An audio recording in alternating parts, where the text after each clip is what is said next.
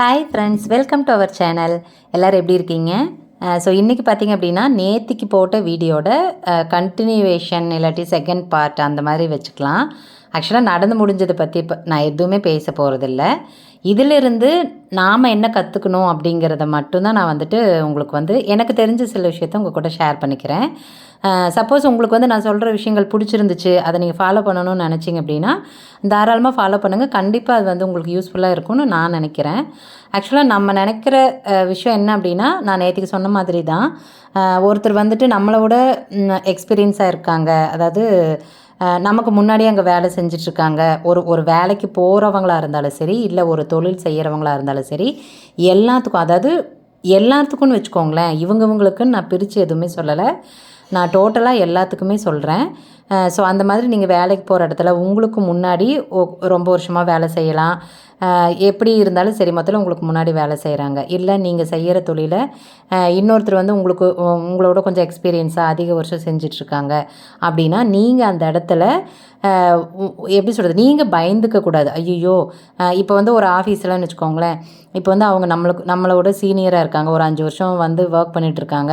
So இந்த இடத்துல நம்ம போய் அவங்க கூட எப்படி ஒர்க் பண்ண முடியும்? நமக்கெல்லாம் அது தெரியுமா? அவங்களும் ரொம்ப எக்ஸ்பர்ட்டாக இருப்பாங்களே, நமக்கெல்லாம் ஒன்றுமே தெரியாதே அப்படின்னு சொல்லிட்டு நீங்கள் கண்டிப்பாக பயந்துக்கவே கூடாது. ஏன் அப்படின்னா, என்னை பொறுத்த வரைக்கும் எக்ஸ்பீரியன்ஸ் அப்படிங்கிறது வெறும் வருஷத்தில் இல்லை, அதாவது நம்பர்ஸில் இல்லை. நாம் எப்படி சொல்கிறது, ஒரு 6 மாதத்துலேயே நம்ம ஓரளவுக்கு நல்லா கற்றுக்கிட்டு நல்ல ஒரு எப்படி சொல்கிறது, எக்ஸ்பர்ட்டுன்னு வச்சுக்கலாம். எனக்கு கரெக்டான வார்த்தை சொல்ல வரல. அந்த மாதிரி இருக்கலாம். அவங்க 10 வருஷமாக ஒர்க் பண்ணிகிட்டு இருந்தால் கூட அவங்களுக்கு தெரியாத சில விஷயங்கள் கூட நமக்கு தெரியலாம். ஸோ அதனால் நீங்கள் பயந்துக்கவே கூடாது. எந்த ஒரு இடத்துலையும் நீங்கள் யாருமே நமக்கு தெரியாதோ, இல்லை அவங்களுக்கு தான் எல்லாமே தெரியுமோன்னு சொல்லிட்டு நீங்களாக உங்களை அண்டர் எஸ்டிமேட் பண்ணிக்காதீங்க, சரிங்களா? அதே மாதிரி ஒரு தொழில் செய்கிறீங்க அப்படின்னாலும், இந்த தொழில் அவங்க ரொம்ப வருஷமாக செய்கிறாங்கப்பா, அவங்கனாலேயே மேலே வர முடியல, அவங்கனாலேயே இதிலிருந்து இன்னும் சக்ஸஸ் ஆக முடியல, நாமளும் அதே இதை செய்கிறோமே, நம்மளால எப்படி சக்ஸஸ் ஆக முடியும் அப்படின்னு சொல்லிட்டும் நீங்கள் யாருமே யோசிக்காதீங்க. ஏன்னா சக்ஸஸ்ஸுங்கிறதுக்கு நிறைய காரணம் இருக்குது. அதாவது ஒன்று, நம்மளுக்கு நல்ல ஒரு நம்ம செய்கிற வேலையில், நம்ம செய்கிற தொழிலில் நல்ல ஒரு நாலேஜ் இருக்கணும். அதை பற்றின நிறைய விஷயம் நம்ம தெரிஞ்சு வச்சுருக்கணும், அப்டேட்டடாக இருக்கணும். ஸோ அந்த மாதிரி நிறைய நீங்கள் கரெக்டாக இருந்தீங்க அப்படின்னா கண்டிப்பாக உங்களாலையும் சக்ஸஸ் பண்ண முடியும். அதையும் தாண்டி நம்மளுக்குன்னு ஒரு டைம் வரும். கண்டிப்பாக எல்லாத்தினாலும் சக்ஸஸ் பண்ண முடியாது, நமக்குன்னு கண்டிப்பாக ஒரு டைம் வரும். அந்த டைமில் நம்ம கண்டிப்பாக வெளியில் எல்லாத்துக்கும் தெரிய ஆரம்பிப்போம். ஸோ அதனால் நீங்கள் எப்போவுமே ரொம்ப பயந்துக்கிட்டு நம்ம இதெல்லாம் செய்ய முடியாதுன்னு நீங்களாகவே உங்களை எப்படி சொல்கிறது, லோவாக ஃபீல் பண்ணாதீங்க, சரிங்களா? ஏன் அப்படின்னா, நான் கற்றுக்கிட்டேன் உண்மையாலுமே.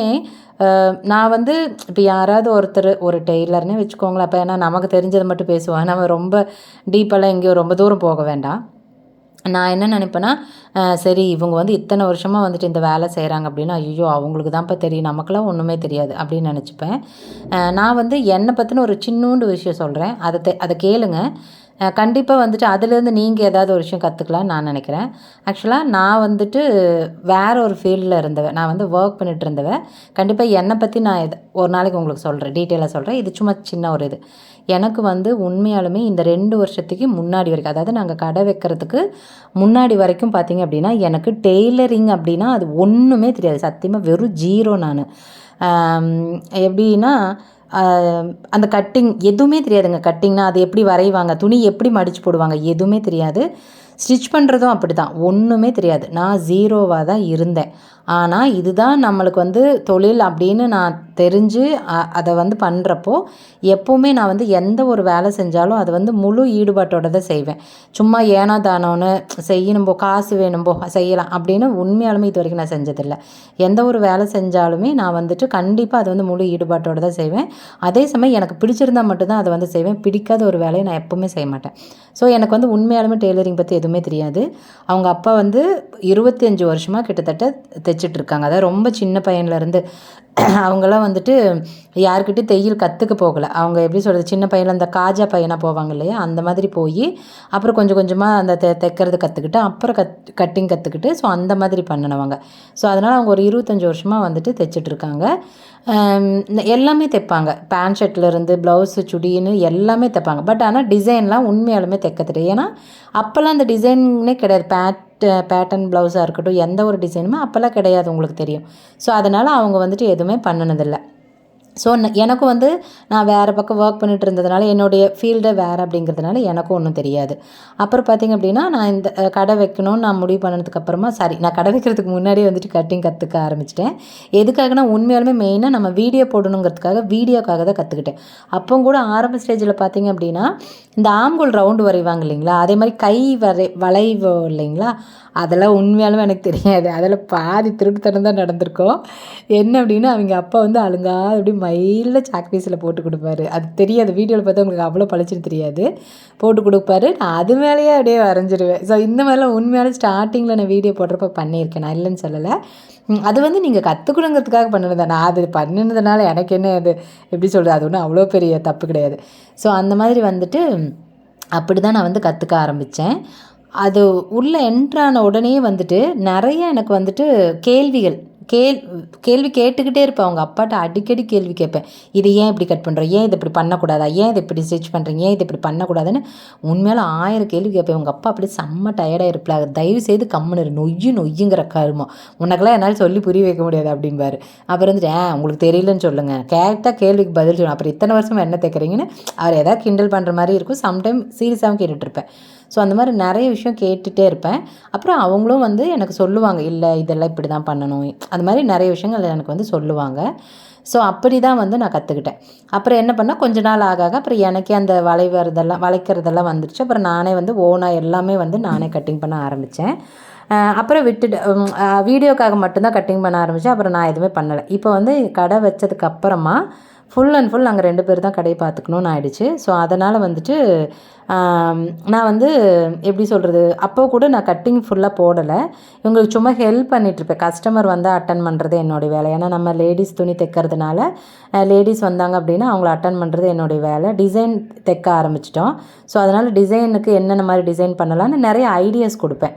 எனக்கு கொஞ்சம் ஓரளவுக்கு தெரியும் இல்லையா, நம்ம வெளியில் போகிற நிறைய பேர்த்த பார்க்குறவங்க எப்படி போட்டிருக்காங்க அந்த மாதிரிலாம் நம்ம நோட் பண்ணுறோம் இல்லையா. ஸோ அந்த மாதிரி எப்படி நல்லாயிருக்குன்னு அந்த மாதிரி தான் பண்ணுவேன்.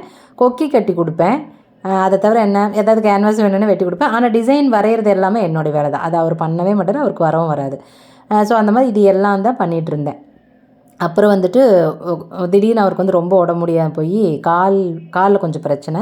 அவரால் உட்காந்துருக்கவும் முடியாது, நிற்கவும் முடியாது ரொம்ப நேரம். ஸோ அந்த மாதிரி ஒரு பிரச்சனையாகி அப்புறம் ஹாஸ்பிட்டல் போய் கரெக்டாக அது ஒரு முகூர்த்த டைமு, வைகாசி மாதம்னு நினைக்கிறேன், சரியான முகூர்த்தம். எங்களுக்கும் வந்துருந்துச்சு ஒர்க்கு. ஏன்னா நான் ஆரி ஒர்க்கும் பண்ணுறதுனால அதையும் நான் பண்ணிக்கிட்டு அப்புறம் அவ்வளோதான், எனக்கு இந்த மாதிரி வேலை தான் பண்ணிகிட்டு இருந்தேன். ஸோ ரொம்ப ஹெவியான ஒரு சுச்சுவேஷனில் அவருக்கு இந்த மாதிரி ஆகிடுச்சு. அப்புறமா வந்து கொஞ்சம் ஹாஸ்பிட்டல் போய் சரியாகி அப்புறமா என்ன ஆச்சுன்னா உட்கார்ற அளவுக்கு நல்லா உட்காந்து தைக்கலாம், ஒன்றும் பிரச்சனை இல்லை, அப்படியே ஆகிட்டார். பட் ஆனால் நிற்க முடியாமல் போயிடுச்சு. ஒரு 10 நிமிஷத்துக்கு மேலே அவரால் கண்டினியூஸாக நிற்க முடியாது, கால் வலி வந்துடும். அப்புறம் தான் என்ன பண்ணேன்னா நான் வந்துட்டு கட்டிங் போட ஆரம்பித்தேன். ஃபுல் அண்ட் ஃபுல் வந்துட்டு நான் எடுத்துக்கிட்டேன்.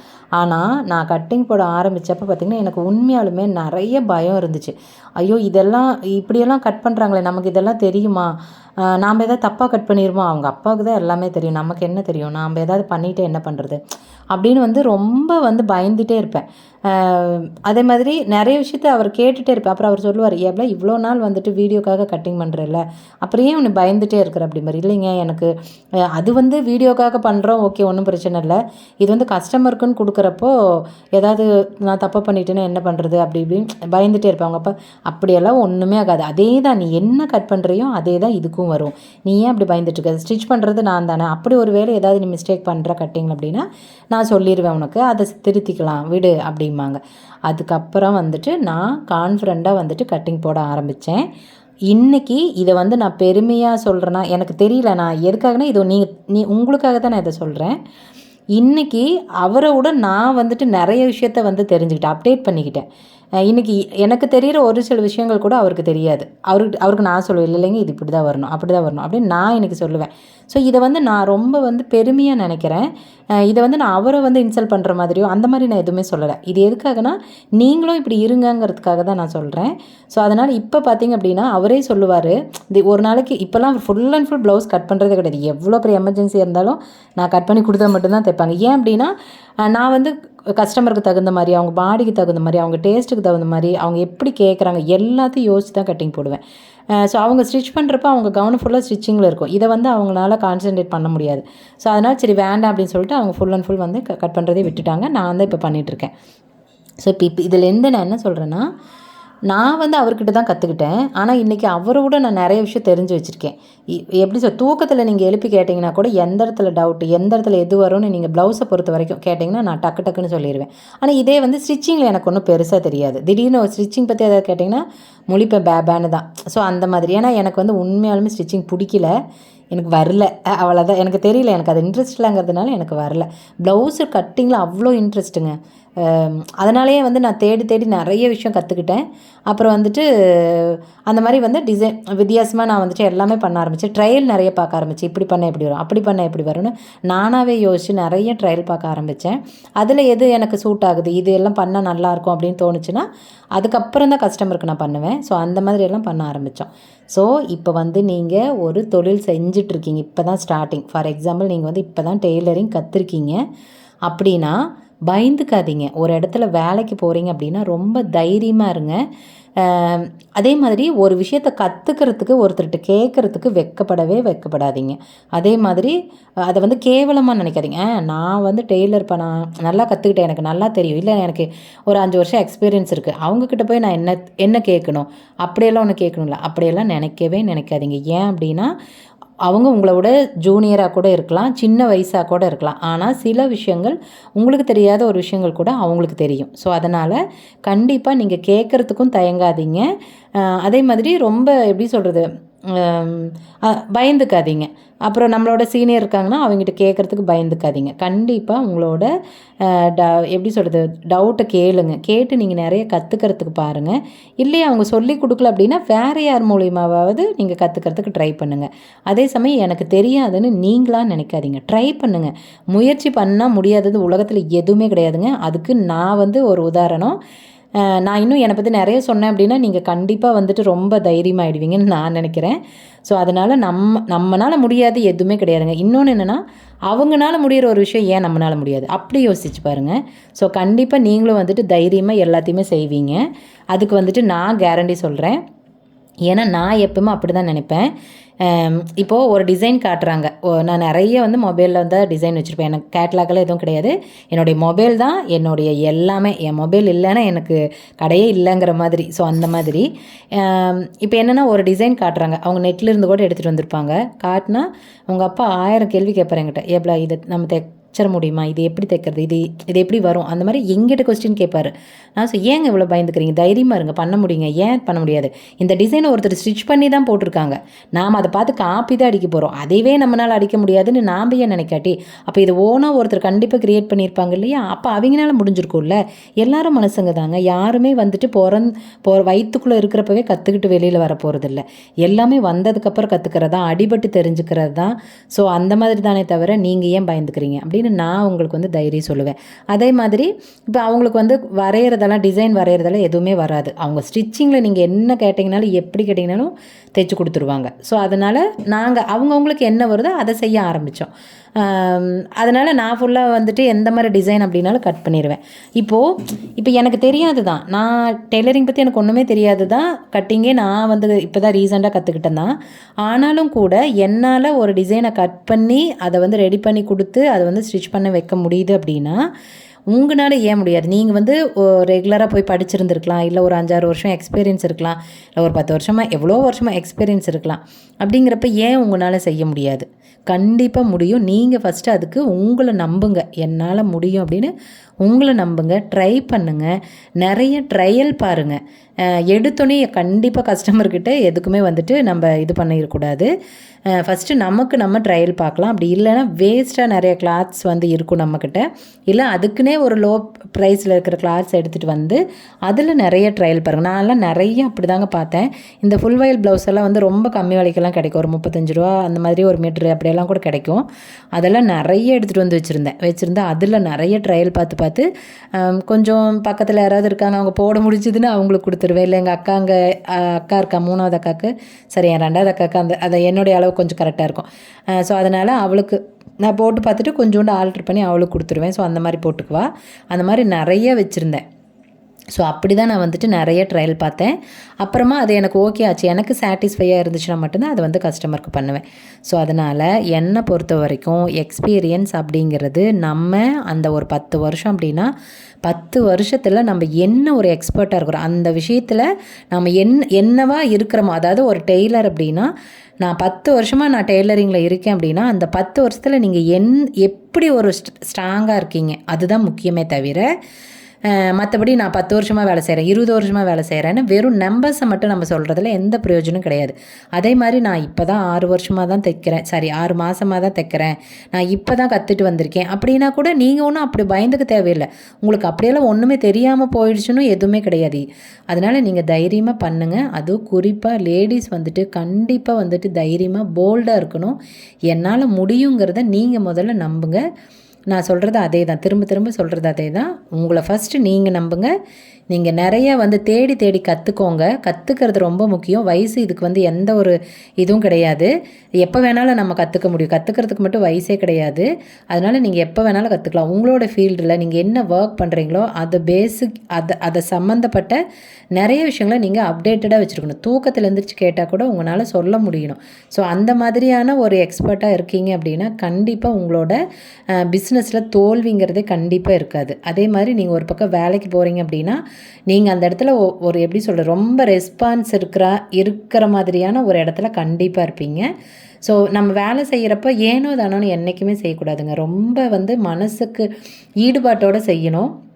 அப்படி நீங்கள் ஈடுபாட்டோடு செய்கிற எந்த வேலையும் கண்டிப்பாக வந்துட்டு தோல்வியில் முடியறதுக்கு வாய்ப்பே இல்லை. ஸோ ஒரு வேளை நம்ம வந்து கடமைக்கே அப்படின்னு வேலை செஞ்சோம் அப்படின்னா கண்டிப்பாக நீங்கள் உங்களால் சக்ஸஸ் ஆகவே முடியாது. வருமானம் எவ்வளவோ அது முக்கியம் இல்லை. பட் ஆனால் நம்மளோட வேலையில் நாம் முதல்ல திருப்தி ஆகணும்.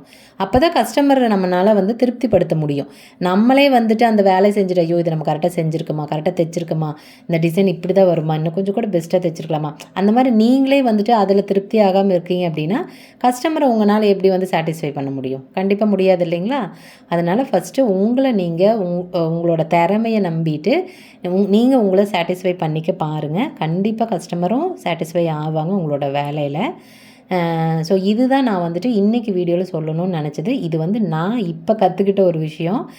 எனக்கு எப்போவுமே வந்துட்டு இதில் பெரிய நம்பிக்கையெல்லாம் இல்லைங்க. அதாவது எக்ஸ்பீரியன்ஸ் அப்படிங்கிறதுல எக்ஸ்பீரியன்ஸ் இருந்தால் தான் அவங்க நல்லா ஒர்க் பண்ணுவாங்க, நல்லா தெரியும் அப்படிங்கிறதுல எனக்கு பெரிய ஒரு நம்பிக்கை இல்லை தான். ஆனாலும் ஒரு சின்ன ஒரு குட்டியோடு நம்பிட்டு தான் இருந்தேன். அவங்க வந்து இவ்வளோ வருஷம் எக்ஸ்பீரியன்ஸ் அப்படின்னா கண்டிப்பாக பெரிய ஆளாக தான் இருப்பாங்க, பெரிய டேலண்ட்டாக தான் இருப்பாங்க அப்படின்னு சொல்லிட்டு. பட் ஆனால் அப்படியெல்லாம் ஒன்றுமே இல்லை. அவங்களுக்கும் தெரியாத எவ்வளோ விஷயம் இருக்கும். அது வந்து நமக்கு கண்டிப்பாக தெரிஞ்சிருக்கலாம் அப்படிங்கிறத நான் உண்மையாலும் நேத்திக்கு தான் வந்து கற்றுக்கிட்டேன். அப்புறம் வந்து மெயினாக நம்ம வந்து செய்கிற ஒரு தப்பு என்ன அப்படின்னா, நமக்கு ஒரு விஷயம் தெரியுது அப்படின்னா மற்றவங்களுக்கு இது தெரியாதுன்னு நம்மளாக நினச்சிக்கிறோம். கண்டிப்பாக அவங்களுக்கும் தெரியும். அதை முதல்ல நீங்கள் தெரிஞ்சுக்கோங்க. அதாவது இவங்களுக்கு இதெல்லாம் தெரியாது, இவங்க தான் இப்போ தான் வந்திருக்காங்க, இவங்களுக்கு இதெல்லாம் தெரியாதுன்னு மற்றவங்கள வந்துட்டு நீங்கள் வந்து கேவலமாக நினைக்காதீங்க. கண்டிப்பாக உங்களை விட அவங்க வந்துட்டு கொஞ்சம் நாலேஜாக இருக்கிறதுக்கு வாய்ப்பு இருக்குது. அப்புறம் நம்ம ஒரு தப்பை செஞ்சுட்டு அவங்க கரெக்டாக கொடுக்கலப்பா அதனால் தான் இந்த மாதிரி வந்துருச்சு, இல்லாட்டி நான் பெஸ்ட்டாக பண்ணியிருப்பேன் அப்படின்னு சொல்லாதீங்க. எப்படி கொடுத்தாலும் உங்களோட வேலையை நீங்கள் கரெக்டாக செய்யணும். அதில் உங்களால் என்ன பண்ண முடியும், என்ன சரி பண்ண முடியும் அப்படிங்கிறது பண்ணி உங்களால் கண்டிப்பாக கொடுக்க முடியும். அதனால் மற்றவங்களையும் நீங்கள் வந்துட்டு ப்ளேம் பண்ணாதீங்க, அவங்களால தான் இப்படி ஆயிடுச்சு அப்படின்னு சொல்லிட்டு. ஓகேங்களா? ஸோ இந்த மாதிரி நிறைய விஷயங்கள் நான் உங்ககிட்ட வந்து பேசணும் அப்படின்னு நினைக்கிறேன். ஏன்னா நிறைய பேர் வந்துட்டு எல்லாருமே வந்து நம்ம செய்கிற வேலையில் ஒன்று கான்சன்ட்ரேஷன் இல்லாமல் இருப்பாங்க, இல்லை பயந்துக்கிட்டே இருப்பாங்க, முன்னேறவே முடியலையே அப்படின்னு சொல்லிட்டு ஃபீல் பண்ணிகிட்டே இருப்பாங்க. நாங்கள் வந்துட்டு ஒரு பெரிய ஒரு எக்ஸாம்பிள் நினைக்கிறேன் இந்த மாதிரி எல்லா விஷயத்துக்கும். ஸோ கண்டிப்பாக வந்துட்டு அது நான் அடுத்தடுத்த வீடியோவில் உங்களுக்கு சொல்கிறேன். பட் ஆனால் இடையில கட்டிங் வீடியோவும் போடுவேன். ஏன்னா ஃபுல்லாக பேசினாலும் போர் அடிச்சிடும், ஃபுல்லாக கட்டிங் வீடியோ போட்டாலும் போர் அடிச்சிடும். அப்பப்போ ஒவ்வொரு நாளைக்கு கட்டிங் போடலாம், ஒவ்வொரு நாளைக்கு இந்த மாதிரி பேசலாம். ஸோ உங்களுக்கு இதில் எந்த மாதிரி வீடியோஸ் பிடிச்சிருக்குன்னு சொல்லி எனக்கு கண்டிப்பாக சொல்லுங்கள். ஓகேவா? பாய்.